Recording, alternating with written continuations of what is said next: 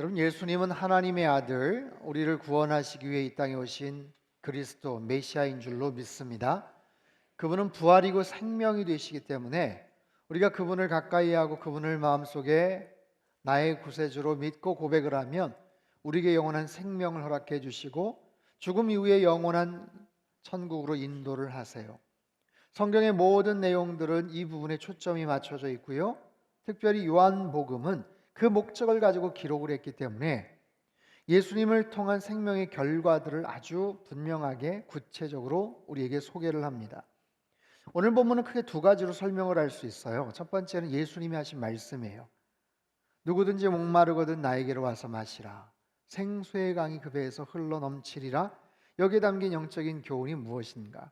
두 번째는 그 말씀에 대한 사람들의 다양한 반응들이 있었어요. 말씀 앞에서 어떻게 반응을 하는가?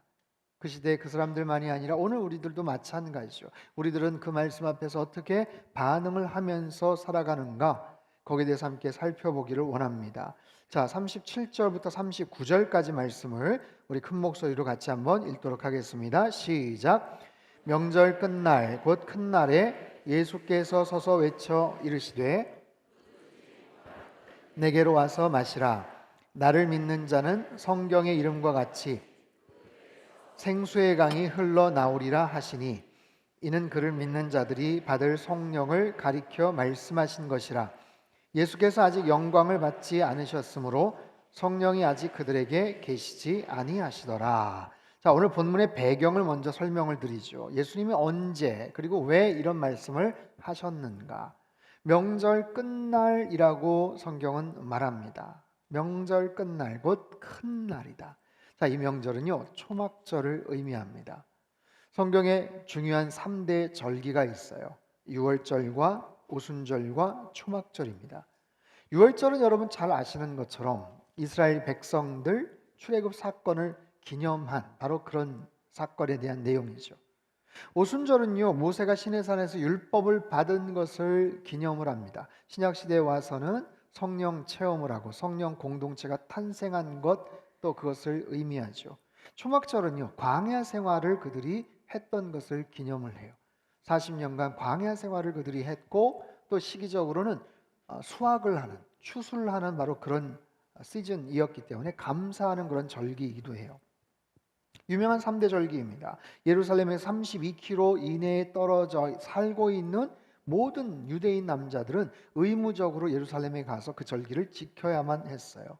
그러니 그 명절 때는 수많은 사람들이 운집을 하고 모여들게 되죠. 자, 초막절이라고 했죠. 이스라엘 백성들이 40년간 광야 생활을 했던 것을 늘 기억하는 거예요. 그리고 추수에 대한 감사를 드리는 절기입니다. 광야에서 하나님이 그들을 먹이셨고 인도해 주셨죠. 하나님께서 그들을 보호해 주셨죠. 그래서 그들은 종려나무 또 버드나무로 장막을 짓고 7일간을 보냅니다. 오늘도 마찬가지라고 이야기를 해요. 이 기간이 되면 유대인들이 자기 집이 아닌 마당이나 정원이나 심지어는 아파트 베란다 아니면 지붕 옥상 등지에서 초막을 짓고 거기에서 잠을 자는 거예요. 아주 대단한 그런 텐트 같은 걸 치는 것은 아닙니다. 가지와 잎으로 막고 지붕은 성건 모습으로 하늘의 별을 볼 수 있는 그 정도지만 그곳에서 같이 잠을 자면서 일주일에 단 하루나 이틀이라도 장막을 짓고 그때 우리 조상들은 어땠겠구나, 하나님께서 광야에서 우리 조상들을 이렇게 보호해 주셨겠구나 하는 것을 기억하고 기념하는 그런 절기이죠. 예수님 당시에는요 초막절 행사에 날마다 물을 붓는 행사 의식이 있었다고 해요. 대제사장은 순례자 행렬과 함께 실로암 연못에 가서 물을 길어 옵니다. 금으로 만든 그런 단지, 주전자 같은 곳에다가 물을 가득 길어 와서 이 물을 수문을 통해 제사장이 뜰로 들어갔는데 순례자들이 같이 따라 들어가죠. 그럼 실로암 연못에서 떠온 생수를 번제단에 붓는 의식을 해요. 그것을 관제라고 하는데 일반적인 제사에서는 포도주를 붓게 마련이지만 초막절 때는 물과 포도주를 섞어서 붓는다고 합니다. 그럼 제단에 물을 부을 때 제사장은 스가랴서 14장 8절 말씀을 낭독을 해요. 이런 말씀이에요. 그날의 생수가 예루살렘에서 솟아나서 절반은 동해로 절반은 서해로 흐를 것이라 여름에도 겨울에도 그러하리라. 그날의 생수가 예루살렘에서 솟아나게 된다라는 거예요. 그러면 물이 흘러내리는 동안에는 백성들은 서서 이사야의 말씀을 따라 찬송을 부릅니다. 이사야 12장 2절 3절인데요. 보라, 하나님은 나의 구원이시라. 내가 신뢰하고 두려움이 없으리니 주여와는 나의 힘이시며 나의 노래시며 나의 구원이심이라. 그러므로 너희가 기쁨으로 구원의 우물들에서 물을 기르리로다. 본래 초막절 절기는 일주일간 진행이 되는데 날마다 이 의식이 진행이 돼요. 그리고 예수님 당시에는 하루가 더 플러스가 되었다고 합니다. 마지막 날 명절 끝날에 사람들은 비를 구하는, 비를 기다리는 그런 기도를 하나님 앞에 올려드린대요. 초막절 즈음부터 본격적으로 이제 이른 비의 시즌이 되기 때문에 하나님 이제 또 농사를 짓고 우리가 또 여러 가지 생활들을 해야 되기 때문에 하나님께서 적절하게 또 흡족하게 비를 허락하여 주옵소서. 그렇게 기도를 드리면 마지막 행사의 절정으로 이르게 됩니다. 나팔을 불고 노래를 하고 나뭇가지, 종려나뭇가지를 흔들고 또 춤을 추고 환호를 합니다. 자, 예수님은요 이러한 유대인 명절 초막절 축제 마지막 날 사람들 앞에 서서 외쳤다라고 성경이 말합니다. 뭐라고요? 누구든지 목마르거든 내게로 와서 마시라. 나를 믿는 자는 성경의 이름과 같이 그 배에서 생수의 강이 흘러 나오리라 라는 거예요. 누구든지 목마르거든, 너희 중에 목마른 사람이 있거든 나에게로 와서 마시라. 이것은 위대한 초청입니다. 목마른 사람들은 나에게로 오라. 누구든지, 어떤 자격이나 조건이나 제약이 없어요. 누구든지 목이 마르다면, 갈급하다면 나에게로 와서 충만한 생명수의 은혜를 공급받아라 라는 거죠. 여러분, 팔레스틴 지역은 굉장히 덥습니다. 중동 지역, 사막 기후죠. 그곳에서 하루 종일 땡볕에서 살아가는 사람들에게 물이라는 것은 필수적인 거죠. 하지만 이 물이 꼭 그 지역 사람들에게만 필수적입니까? 우리들도 마찬가지예요. 성인의 경우 하루에 1.8리터, 2리터의 물을 충분하게 마셔야 된다 권면을 하죠. 좋은 물을 잘 따져서 마시는 것도 굉장히 중요하다고 합니다. 제가 찾아보니까 물에도 여러 종류가 있더라고요. 지하수도 있고 미네랄 워터도 있고 해양 심층수도 있고 알칼리수, 탄산수, 산소수, 수소수, 각각의 조금씩의 특징들이 다 있어요. 여러분, 우리가 잘 아는 것처럼 사람의 몸을 구성하는 혈액, 피가 70% 정도 된다고 하죠. 우리 몸의 70%가 피인 거예요. 그러니 우리가 건강하려면 뭐가 좋아야 돼요? 피가 좋아야 돼요. 건강하려면 피가 맑아야 되는 거예요. 피의 상태가 좋아야 되는 거예요. 그래야 건강해질 수가 있는 거죠. 그러면 그 피는 수분으로 되어 있어요. 물로 구성이 되어 있어요. 따라서 좋은 물을 마셔야 좋은 피를 생성할 수가 있는 것이고, 우리 안에 맑고 좋은 피가 생성이 될 때 우리들은 자연스럽게 건강해질 수 있는 것이죠. 그렇기 때문에 좋은 물, 깨끗한 물, 잘 정수된 물을 골라서 또 마셔야 돼요. 근데 제가 자료를 찾아보니까 요즘 가정이나 또 일반 이런 여러 곳에서 사용하는 정수기들이 역삼투압 방식으로 되어 있어서 필터를 통해서 물 안에 있는 좋지 않은 물질들을 잘 걸러내지만 너무 꼼꼼하게 걸러내다 보니 몸에 유익한 미네랄 성분들도 다 차단이 된다라고 합니다. 여러분, 미네랄은 인체 구성의 4%에 불과하지만 이게 없으면 건강에 위협을 느끼게 돼요. 그리고 미네랄은 몸에서 스스로 만들어낼 수가 없기 때문에 물이나 음식이나 과일을 통해서 섭취를 할 수 있다는 것이죠. 그래서 우리가 마시는 물에는 적당한 꼭 필요한 양의 미네랄들, 칼슘이나 칼륨, 마그네슘, 나트륨 같은 성분들이 적절하게 있어야 된다는 거예요. 그래서 거기에 가장 유익한 물은 사람 혈액의 농도와 가장 유사한 약 알칼리성, pH 농도 7.5 정도의 자연수가 제일 건강에는 좋다고, 유익하다고 합니다. 특별히 갓난 아기들에게 분유를 타주는 경우 미네랄이 완전히 파괴된, 완전히 배제된 정수된 물로만 만약에 분유를 타면 아기들은 음식이나 과일 같은 데서 미네랄을 섭취를 할 수가 없기 때문에 미네랄 공급이 제대로 되지를 않는 그런 문제도 발생을 한다고 합니다. 지금까지 물 건강에 대한 건강이었습니다. 여러분 보세요. 이게 뭐 오늘 물에 대한 이야기를 하기 때문에 제가 좀 자료를 찾고 말씀을 드리는 건데, 어찌됐든 간에 이런 물은 우리 생명을 유지하기 위해서 반드시 필요한 필수적인 거죠. 좋은 물을 마시는 것. 더군다나 본문에서 말하는 생명수, 주님께서 보장하시고 약속하시는 그 생명수를 우리가 만약에 공급을 받고 해가람을 얻을 수 있다면 얼마나 좋겠습니까? 주님이 말씀하세요. 목마른 자들은 나에게로 오라. 갈증을 느끼냐? 나에게로 오라 라는 거예요. 여러분, 여기서의 갈증이라는 것은 꼭 목마름만을 의미하지 않습니다. 이 목마름, 이 갈증에는 다양한 의미들이 함축되어 있죠. 사랑에 대해서 목이 마를 수도 있어요. 명예에 대해서 목이 마를 수도 있어요. 돈이나 물질적인 자산에 대해서, 성공에 대해서 누군가에게 인정을 받고 싶은 그런 목마름도 우리들은 있는 거예요. 한번 생각해 보십시오. 지난 한 주간 여러분 혹시 어떤 부분에 특별히 목말라 살아오시지 않았나요? 아니면 최근 한두 달 동안 어떤 부분에 대한 굉장한 갈급함, 결핍을 혹시 느끼고 계시진 않습니까? 그것을 위해서 나름대로 노력하고 애를 쓰고 수고하지만, 그래서 좀 더 소유해 보면, 좀 더 높은 자리에 올라가 보면, 좀 더 인기를 누려보면, 좀 더 명예와 아니면 인정을 받아보면 만족하겠지라고 생각하는데, 이게 쉽지가 않아요. 그 정도쯤 됐겠다 생각을 하는데, 과거에 비해서 분명히 더 충분하게 충족된 모습인데 여전히 우리 안에는 뭔가 텅 비어 있는 것 같은 그런 여러 가지 그런 공허함들이 있다라는 거죠. 여러분, 이 부분에 대해서 파스칼이라는 아주 유명한 수학자의 철학자가 본질적 공허함, 본질적 공허감, 이건 뭐냐면 하나님에 의해서만 채워질 수 있는 공허함이 있다라고 그렇게 규정을 합니다.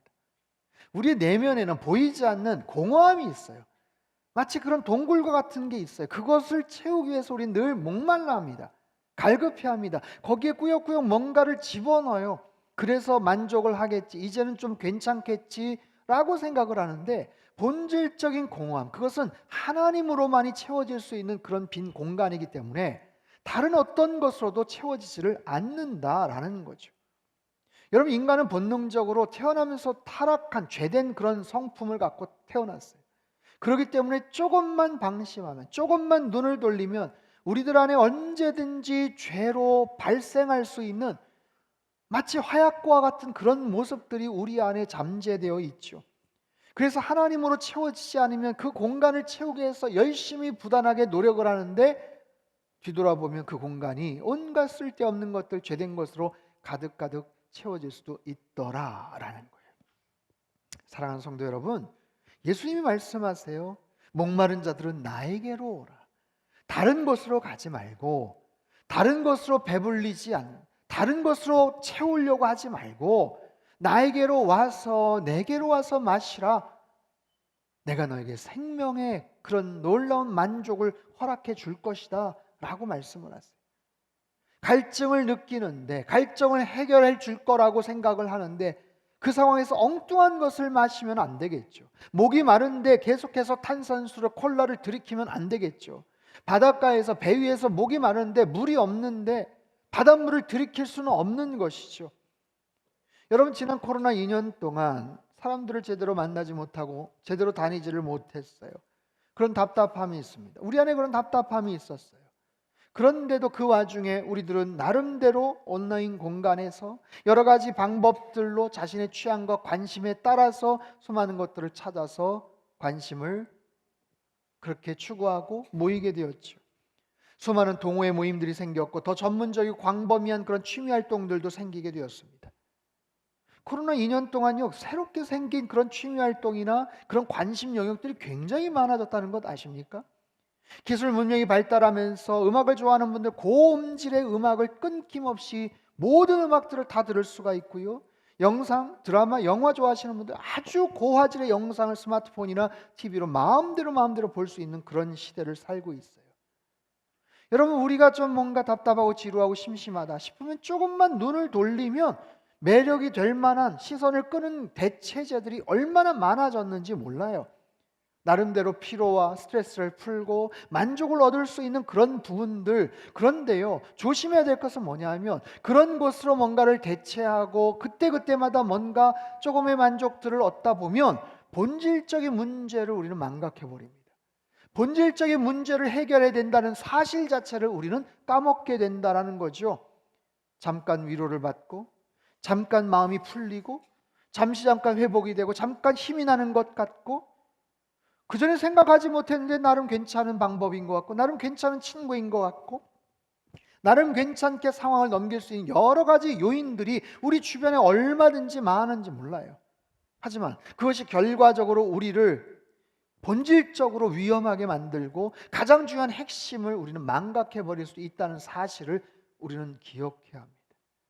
사랑하는 성도 여러분, 우리가 추구하는 세상의 모든 것들, 나름대로 뭔가를 노력해서 그 과정을 통해서 결과를 얻고 거기에서 의미를 찾지만 예수 그리스도 외에는 우리에게 참된 만족을 줄 수 있는 것이 없다는 사실을 우리는 알아야 돼요. 여러분, 예수님만이 우리의 영혼의 그 목마름을 해결해 주실 수 있는 영원한 생수가 되시는 그런 놀라운 주님이신 줄 여러분 분명히 믿으시기를 바라요. 다른 것으로, 다른 어떤 대체제로 만족을 할 수가 없어요. 우리 내면의 공허함을 채울 수가 없어요. 주님만이 우리의 만족이 되시고 우리의 영혼을 채우시는 참된 생명의 주권자가 되심을 여러분 분명히 믿으시기를 바랍니다. 그런 주님 앞에 우리는 더 가까이 나아가야 되고 그 주님과 친밀한 교제와 관계를 누리며 살아가야 되죠. 여러분, 신앙생활은 행동입니다. 우리의 반응입니다. 우리의 결정과 선택입니다. 나를 믿는 자는 생수의 강이 흘러나오리라 말씀하시죠. 그 배에서 생수의 강이 흘러나온다? 여러분, 아주 특이한 표현이에요. 유대인들은요, 모든 감각과 사상과 정서를 신체의 각 부위로 표현을 하곤 했습니다. 특별히 우리 심장과 배는 우리의 가장 중요한 전 인격이 담긴 전 영혼의 존재의 가장 깊은 곳이라는 그런 의미를 갖고 있어요.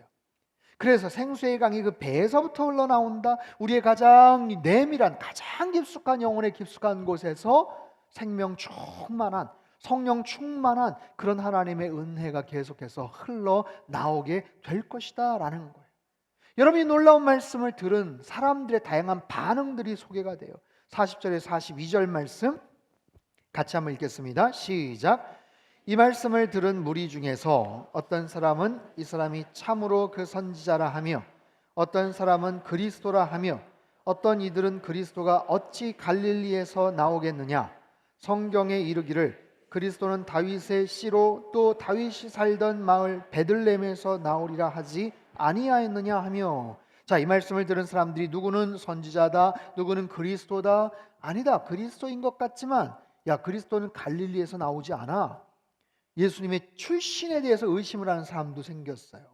왜냐하면 다윗의 씨로 메시아는 베들레헴에서 나온다고 하지 않느냐.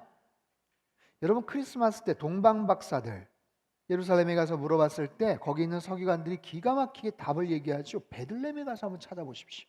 그만큼 사람들이 알고 있었던 사실. 그런데 희한하죠. 여러분, 예수님이 베들레헴에서 태어난 건 맞거든요. 근데 사람들이 오해를 하고 있어요. 갈릴리 출신 아니냐? 오해입니다. 예수님 베들레헴에서 태어난 건 맞아요. 근데 유년기 시절, 갓난아이 시절 헤롯 왕이 그 어린 아기들을 죽이려고 할 때 천사의 현몽을 받아서 갈릴리로 피신을 하게 된 계기가 있었죠. 그래서 거기에서 유년기를 보내고 청소년기를 보내고 거기에서 생활을 하는 거예요. 활동을 하시는 거예요. 그러다 보니 갈릴리 지역의 방언을 사용하셨기에 사람들 대부분은 예수님의 출생지에 대해서 잘 모르고 지금 이야기를 하는 거예요. 더군다나 갈릴리 사람들에 대해서 좀 폄하하고 천대하는 그런 경향들이 있었기 때문에 사람들이 오해를 하고 있었던 것이죠. 어찌됐든 메시아됨을 인정하지 못하겠다라는 거예요. 자, 43절 44절도 같이 한번 읽겠습니다. 시작. 예수로 말미암아 무리 중에서 쟁론이 되니 그를 잡고자 하는 자들도 있으나 손을 대는 자가 없었더라. 자, 서로 쟁론을 했다. 우리말 성경에는 서로 편이 갈리게 됐다, 그렇게 번역을 합니다. 심지어는 예수님에 대해서 호전적인 태도를 가지고 붙잡고자 하는 그런 사람도 있었다는 거죠. 어쨌든 성경에는, 복음서에는 그 외에도 많은 사람들의 다양한 반응들, 예수님에 대해서 약간의 정신병자나 미치광이라고 말하는 사람들, 아니면 엘리야나 세례 요한 같은 훌륭한 선지자라고 말하는 사람들도 있었어요. 어찌됐든 예수님께서 이 땅에 오시고 나서 지나간 2000년 동안 수많은 사람들은 예수님 앞에 뭔가를 고백을 해야 돼요. 예수님 앞에 반응을 해야 돼요. 저와 여러분, 예수님이 나의 주권자가 되시고 그분이 메시아고 나의 구세주가 되신다라는 분명한 믿음의 고백을 가지고 이 자리에 온 줄로 믿습니다. 하지만 아직도 많은 사람들은 예수님에 대해서 배척하고 부정적으로 다양한 그런 비판과 조롱을 하는 사람들이 얼마나 많은지 몰라요. 그 많은 사람들이 있기에 예수님이 물어보시죠. 너희는 나를 누구라고 하느냐? 제자들에게 물어보셨던 질문이지만 오늘 이 자리를 통해서도 우리 다시 한번 확인해 볼 수 있어요. 주님이 물으신다면 저와 여러분에게 물어보셔요. 너희는 나를 누구라고 하느냐? 너는 나를 누구라고 고백하느냐? 여러분, 예수님을 누구로 고백하고 인식하고 계십니까? 정말 예수님께서 생수의 생명수의 근원이 되신다면, 정말 그분이 나의 인생을 책임지시고 죽음 이후의 세상에 대해서 영원한 생명의 길을 인도하실 분이시라면, 그분이 나의 모든 앞길을 인도해 주시고 책임지실 참된 목자가 되신다면, 불안하고 두려워하고 염려하는 우리의 삶 속에 그분이 하늘의 평강을 허락해 주시고 참된 기쁨과 자유함을 허락해 주시는 분이라면, 그분 앞에서 나의 행동과 태도는 어떠해야 되겠습니까? 여러분, 살면서 우리의 태도라는 것은 굉장히 중요합니다. 태도는 사실보다 중요하다라는 그런 말이 있죠. 칼 매닝거라는 심리학자가 말한 아주 유명한 말이에요. 태도는 사실보다 중요하다. 여러분, 무엇을 하든지 나의 태도라는 것은 굉장히 중요합니다. 여러분, 좋은 태도, 좋은 자세, 어정쩡한 태도와 어정쩡한 자세를 가진 훌륭한 운동선수는 없어요. 세상에 어떤 것도 대충 만들었는데 명품이 되는 것은 없습니다. 음악 활동을 하거나 그림을 그리거나 그 어떤 것도 가장 중요한, 아주 정밀한, 정교한, 그리고 분명한 그런 좋은 자세와 태도가 필요한 거예요. 하물며 신앙생활은 어떻겠습니까? 내가 주님을 어떻게 고백하느냐, 거기에 따라서 나의 예배의 자세와 태도가 바뀔 거예요. 뒤집어 말할까요? 내가 어떻게 지금 예배를 드리고 나는 어떤 모습으로 주님 앞에 그런 태도를 갖고 있느냐, 거기에 따라서 나의, 아마 고백하진 않았지만 나의 믿음의 인식과 고백이 있을 거예요. 코로나 상황 속에서 비대면 예배, 온라인 예배, 어쩔 수 없고 불가피한 상황에 놓여 있었던 분들도 많지만, 나올 수 있고 현장에 올 수도 있고 분명하게 주님 앞에 정말 옷깃을 여미고 그런 모습으로 예배를 드릴 수 있음에도 불구하고 그렇지 않고 있다라면, 여러분, 거기는 분명한 문제가 있는 거죠. 나의 태도와 나의 자세라는 것은 하루아침에 형성되지 않아요. 처음에는 안 그랬겠죠. 여러분, 온라인 예배 처음 드릴 때 재작년 2월, 3월 그때 여러 가지 이야기들이 있었어요. 어색합니다. 불편합니다. 빨리 나와서 드렸으면 좋겠어요. 얘기 들어보니까 집에서도 정장 다 갖추고 넥타이 딱 매고 시간 맞춰서 청경채 딱 놓고 그렇게 하더니 조금씩 시간이 지나니까 이제는 넥타이는 안 매고 정장 입고, 그리고 좀 더 시간이 지나니까 덥기도 하고 굳이 정장까지. 누구의 얘기입니까? 우리들의 얘기예요. 우리들의 얘기. 서서히 마음이 풀어지고 자세가 흐트러지고 몸도 이렇게 기울어지고, 제가 들었던 가장 충격적인 얘기는 예배드리면서 발톱 깎는다, 그 얘기 듣고 정말 정말 너무 정말 속상하고 화가 난 적도 있었는데, 여러분, 어떻게 그럴 수가 있습니까? 근데 이게 습관이 되고 의식하다 보면 그냥 건너뛰고 1.25배속 해가지고 들어가고 뚝 끊었다가 나중에 또 듣고, 꼭 굳이 그 시간 아니어도 얼마든지 편하게 내가 원하는 대로, 내가 편한 대로, 꼭 우리 교회 아니더라도 그런 모습으로 그렇게 보편화가 되었을 때 나의 태도와 나의 자세는 갈수록 흐트러지고 갈수록 좋지 않은 그런 모습으로 형성이 되어가는 거예요. 사랑하는 성도 여러분, 특별히 지금 영상으로 예배에 참석하시는 분들 5월 29일 날 꼭 기억하셔야 돼요. 여러분, 이 자리에 와서 함께 정말 예배드리며 믿음의 공동체성을 확인하고 하나님 앞에 최고의 찬양과 감격스러운 그런 우리의 믿음의 고백을 드리시는 저와 여러분의 삶이 되시기를 바랍니다. 여러분, 오늘 본문에 주님이 굉장히 안타까워하시는 그런 마음을 우리는 읽을 수 있어야 돼요. 초막절 마지막 축제 때 하신 말씀이다 라고 얘기했죠. 초막절 마지막 축제 때. 근데 이 말씀을 서서 외치셨다라는 거예요. 누구든지 목마르거든 나에게로 와서 마시라. 듣든지 아니 듣든지 들릴 듯 말 듯한 목소리가 아니라 서서 간절하게 외치셨다. 여러분 잘 생각해 보세요. 다른 절기하고는 달리 초막절 행사 때는 물이 굉장히 풍부합니다.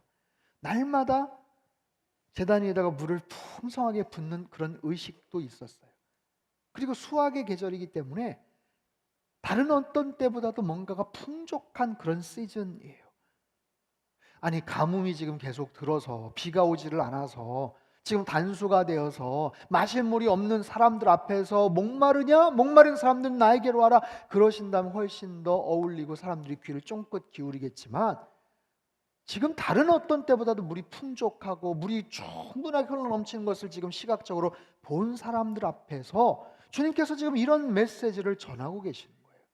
왜 그러셨을까요? 여러분 많은 사람들이 풍족한 가운데 풍성하게 흘러넘치는 물을 보고 있지만 그럼에도 불구하고 내면에선 목마른 사람들이 있기 때문에 그래요. 축제 기간에 열광스럽게 즐거워하고 사람들이 기뻐하지만 진정한 마음의 기쁨을 누리지 못하는 사람들이 있었기 때문에 그래요.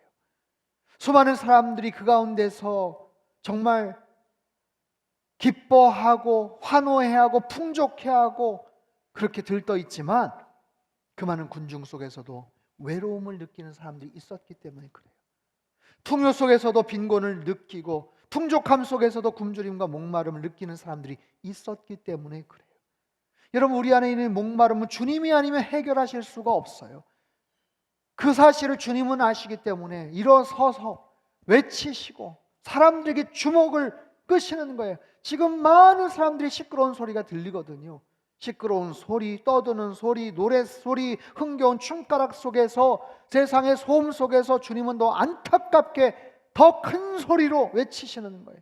주님의 그 간절함, 절박함을 우리는 볼 수 있어야 돼요. 눈앞에 수백 명, 수천 명의 군중들이 있습니다. 하지만 말씀드렸죠? 축제의 마지막이라고. 마지막 날 끝나면 뭐합니까? 이제 삶의 현장으로 돌아가는 거예요. 집으로 돌아가는 거예요. 고향으로 돌아가는 거예요. 이제 주님의 메시지를 들을 수가 없는 거예요. 더 이상 기회가 없는 거예요. 신나게 축제를 즐기고 일상으로 돌아가지만 여전히 마음속에 해결되지 않는, 변화되지 않는, 답답하기 그지없는 사람들이 있었기 때문에 주님은 그 안타까움을 담아서 말씀을 하셔요. 여러분 오늘 본문을 통해서 알 수 있는 것, 주님은 우리의 마음을, 우리의 상황을 잘 아신다. 우리의 내면을 잘 들여다보신다. 여러분 최근에 속상한 일이 있으셨습니까? 답답한 일이 있으셨습니까? 누구에게 위로받지 못했던 그런 속상함이 있었습니까? 앞으로 해결해야 될 문제들이 있습니까? 코로나가 풀려서 이제 좀 살겠구나, 활기를 찾는구나 다들 말하는데 정작 우리 가정은, 정작 우리 사업장은, 내가 일하는 학교와 직장과 일터는 여전히 답답하고 여전히 쪼들리고 부족하고 목이 말라서 어떻게 해야 될지를 알지 못하는 상황에 혹시 계십니까? 반대로 꽤 괜찮은데, 이 정도면 성공하고 인정받은 것 같은데, 돈도 좀 버는 것 같은데 왜 여전히 내 마음속에 이런 공허함이 있지? 왜 만족하지를 못하지? 주님은 그런 우리들의 모습을 꿰뚫고 계셔요. 그리고 외치시고 말씀하시는 거예요. 내가 보니 너 목마른 것 같은데, 내가 보니 너 그 문제 해결해야 될 것 같은데, 너 이리저리 그 찾아다니면서 그 문제 해결하려고 애쓰는 것 같은데 헛된 노력 수고하지 말고 나에게로 오라. 나에게로 와서 내가 주는 물을 먹고 만족함을 얻어라. 그리고 너의 그 배에서 생명수가 계속해서 흘러 넘칠 수 있게끔 내가 만들어주겠다, 내가 돕겠다 말씀하세요. 사랑하는 성도 여러분, 여러분 오늘 이 말씀은 우리를 향한 위대한 초청이에요. 힘들고 어려울 때, 외롭고 속상할 때, 어찌할 바를 알지 못할 때 여러분 주님 앞에 더 가까이 나아가시기를 주님의 이름으로 축복합니다. 주님께 나아가는 것, 그게 복이에요. 주님을 향해 나아가는 것, 그것이 축복이에요. 그래서 문제를 해결 안 받고 마음속에 있는 그런 공허함과 두려움과 염려와 미래에 대한 알 수 없는 그런 여러 가지 근심 걱정에서 자유케 되는 그런 놀라운 역사가 필요해요. 여러분 날마다 주님의 지혜를 구하십시오. 하나님의 지혜가 아니면 우리는 살아갈 수가 없어요. 날마다 그분의 지혜가 우리에게 필요해요. 여러분, 그분의 은혜를 구하십시오. 돌아보면 지금까지도 주님의 은혜 가운데 여기까지 왔지만 앞으로도 주님의 은혜가 없으면 살아갈 수 없는 존재들이에요. 그리고 주님의 마음을 배우십시오.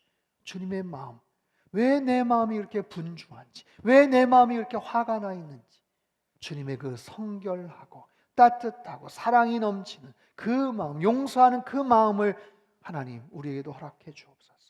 그래서 생명이 넘치는 그 마음, 심령, 그리고 그 생명을 누군가에게 전하는 그런 나의 삶이 되게 하여 주옵소서.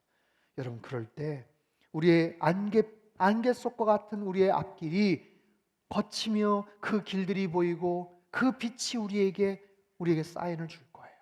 우리 안에 있는 모든 불안과 염려, 두려움, 근심, 걱정이 다 떠나가게 될 줄 믿습니다. 내 마음의 평안과 하늘의 기쁨이 다시 충만하게 채워지는 그런 놀라운 은혜와 역사가 있게 될 줄 믿습니다. 맥스 루케이도라는 유명한 저술가이자 목회자가 그의 책 목마름에서 이런 얘기를 했어요. 자기가 기회가 될 때마다 다음과 같은 기도를 드린다는 거예요.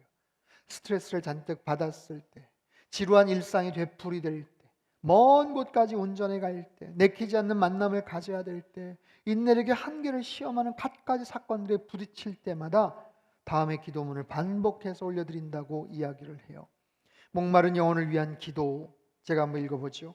주님, 목이 마릅니다. 생수를 받아 마시려고 예수님께 나옵니다. 십자가에 못 박히시고 무덤에서 부활하신 주님의 역사를 인정합니다. 죄를 사해 주시고 죽음에서 벗어나게 해주셨음을 믿습니다. 하나님의 능력을 힘있게 해주셔서 감사합니다. 성령의 권능을 받았으므로 능력 주시는 그리스도 안에서 모든 일을 감당할 수가 있습니다. 하나님의 주인 되심을 인정합니다. 나는 주님의 소유입니다. 내가 가진 모든 소유는 한결같이 주님이 주신 것입니다. 나를 사랑하신 하나님, 아무것도 나를 주님의 사랑에서 갈라놓을 수 없음을 고백합니다. 생수의 강이 되시는 예수님 안에서 여러분 참된 만족과 능력을 힘입어서 이번 한 주도 승리하며 살아가시기를 주님의 이름으로 축원합니다. 사랑하는 주님, 우리는 다 열심히 정말 최선을 다해서 노력하며 삽니다. 그런데도 불구하고 늘 다람쥐 쳇바퀴 돌듯이 만족스럽지 않는 나의 모습, 앞으로 어떻게 무엇을 하며 살아가야 될까? 더 많은 스펙을 쌓아야 되나? 더 많은 노력들을 해야 되나? 그렇게 고심을 하지만 하나님, 그 어떤 것도 내 안에 있는 이 공허함을 채울 수 없음을 먼저 깨닫게 하여 주시옵소서. 내 안에 있는 이 공허함은 주님께서 채워주셔야만 만족할 수 있는 것입니다. 주님 안에서 참된 만족을 얻고 영혼의 해갈함을 얻는 하나님의 거룩한 백성들, 주의 자녀들 되게 하여 주시옵소서. 오늘 이 자리에 텅 빈 마음, 뻥 뚫린 그런 마음으로 온 하나님 귀한 지체들 있다면 주님께서 그 심령을 꽉꽉 채워주시고 생수의 강이 흘러 넘칠 수 있도록 역사하여 주옵소서. 존귀하신 예수님의 이름으로 기도합나이다. 아멘.